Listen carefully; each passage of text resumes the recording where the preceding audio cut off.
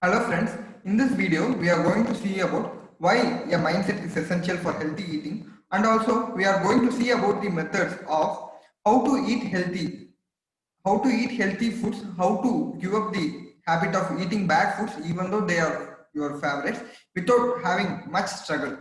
So we will start with the help of a story. In 1998, in the Columbia University, Claudia M. Muller, she conducted an experiment. She gave some few puzzles to his students and asked them to solve it. So irrespective of performance, she told to one group of students that you perform well just because you are hardworking. It's because of your hard work you solve these puzzles in a better way. To the other group of students, she said that they are naturally smart and gifted. That's why they are able to solve these puzzles in the better way. So in the next level of the experiment, she had three set of puzzles which were at three levels like easy, medium, and hard, and she gave it to both the set of students. So she asked them, she gave some time, and both of them solved. And after some time, she asked the set of students who she told that they were smart and gifted, how was the puzzle solving game? How was it? She asked.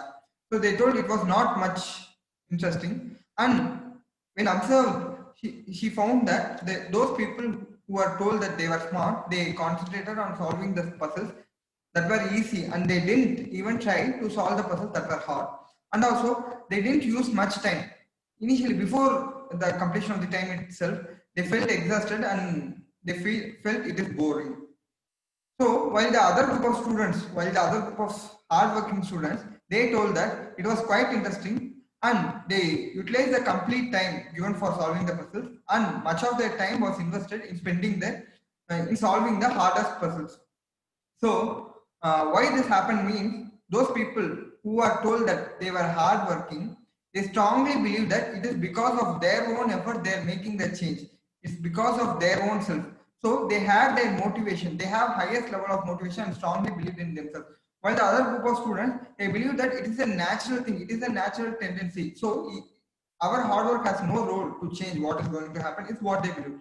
So this is called locus of control. If you strongly believe that your life operates depending on how you believe it, then it is called internal locus of control. But if you believe that my life is depending on the external circumstances, environment, and people around me, then this is called external locus of control.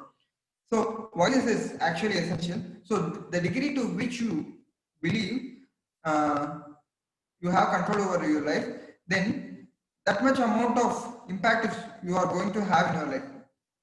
So in health perspective also, if you feel that you are responsible for your own health, then you will lead a healthy life. But if you feel that external factors, for example, if I would like to say like I'm staying in hospital, that's why I don't eat healthy, that's why I'm nutrition deficient, that's why I gain weight.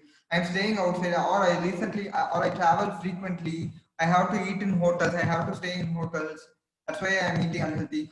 Good foods are not available near me. There are no organic shops. There are nothing available near me. So whatever the family they are cooking, that only I can also eat. I can't eat a specific diet like that. So people tend to give reasons like all those things, or they will say I don't have time. I have various shifts. Because of that, I don't have time to do exercise, or I can't practice healthy eating. They will give thousands of reasons. But if they put the blame on external factors, then they are never going to make their way to a healthy life. And one more thing to understand is, if you are, for example, if we are in 2000, and if you are given a smartphone in your hand, what will you do? For the next 1 week, you will be without sleeping, you will be completely interested in knowing what are the features that are available in the smartphone, what are the things that is possible with the smartphone. But you're given the most efficient machine in the entire world, that is your body. But how much you are interested in actually knowing about the things. Each and every day, scientists are coming out with new things. The people are amazing us with whatever the things that have been thought once impossible, they are making it possible. There are people who solve multiplication of 18 to 8 digits within the next second, who stop bullets with hand. In this way, people like even like blind people start reading books. All those things we are seeing every day in our newspaper. So There is no limitations on what is possible with this body. So you should always have the mindset of constantly exploring the possibilities of the body.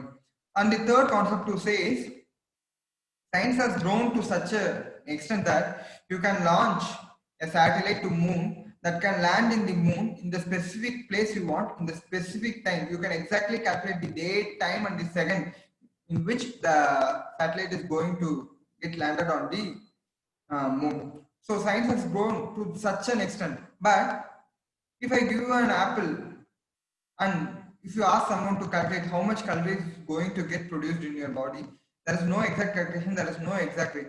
If you give the same apple weighing the same amount of grams from the same tree to three different people, each and every one of them is going to absorb the vitamins and minerals and calories and all those things in a different way, which is unique for their own selves.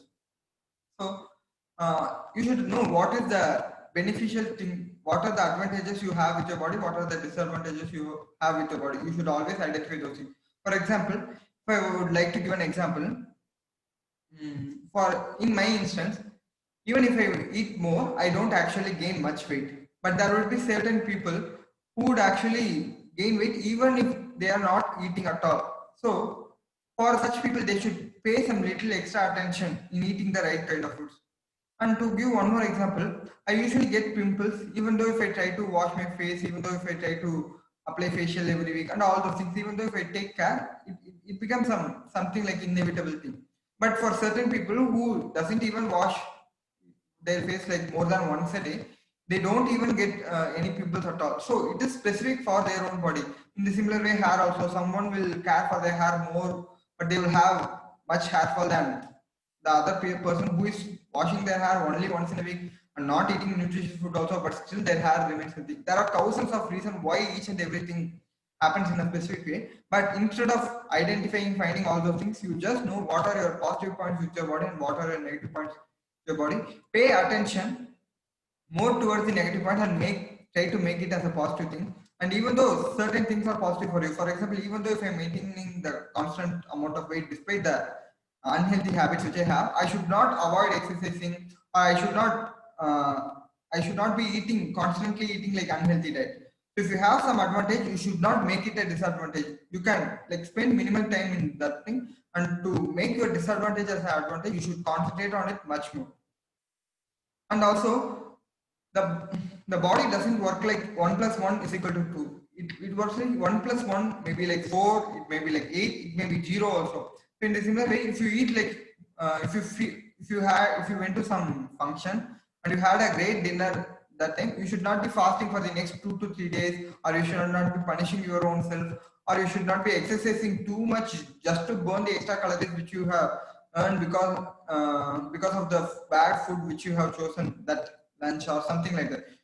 Always eating should be a healthy thing. You should not be punishing yourself, or you should not be regretting for what you have eaten, what you felt. You should not be punishing yourself for eating your favorite food. Ultimately, eating should give you a peace of mind. It should give you happiness. It should empower you. You should develop a positive relationship with food, and you should not develop a negative relationship with food. So there is also one more experiment to say. They found that there is an inverse relationship between the brain and the activity of the prefrontal cortex. Prefrontal cortex is what makes us think. So they did a set of MRI for healthy people and those who for unhealthy people. They found that in unhealthy people or those who are overweight, their prefrontal cortex was not much active. The impulse to choose the food came from the midbrain. So this midbrain is mainly essential for performing unconscious activities. So if you are not concentrating on what is the kind of food you are eating, and you are eating like just like the things like which are the things that are available to you, and you are not using your prefrontal cortex, then obviously you are going to practice some unhealthy habits, or obviously you are going to eat more calories or more food than whatever is needed. But instead, if you put attention into what you are eating, why you are eating, and how you are eating, then you give work to some prefrontal cortex, and this actually eventually leads to a healthy habit. So I will always suggest, don't, if you feel that vegetarian is, if you have clearly understand that vegetarian is the best diet today, don't change it immediately today, because you might have a lot of craving for non-vegetarian diet, because all these years you loved that food. So you don't actually want, your brain actually doesn't like you stopping the diet in a similar way.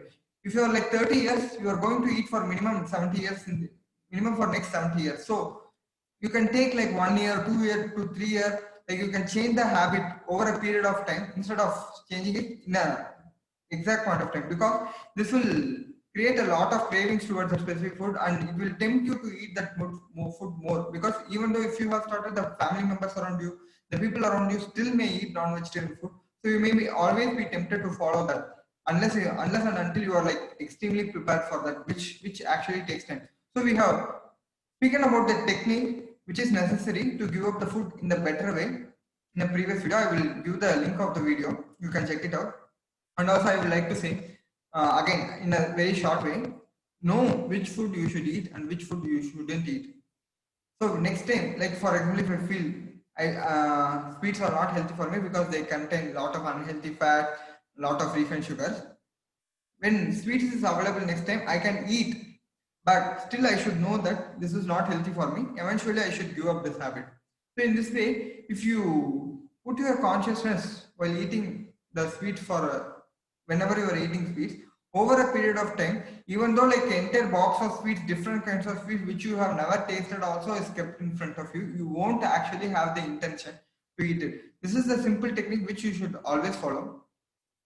So I hope that I have like given a clear brief about why mindset is actually essential to follow a healthy eating. Hope you to see you in one another useful video. Until then,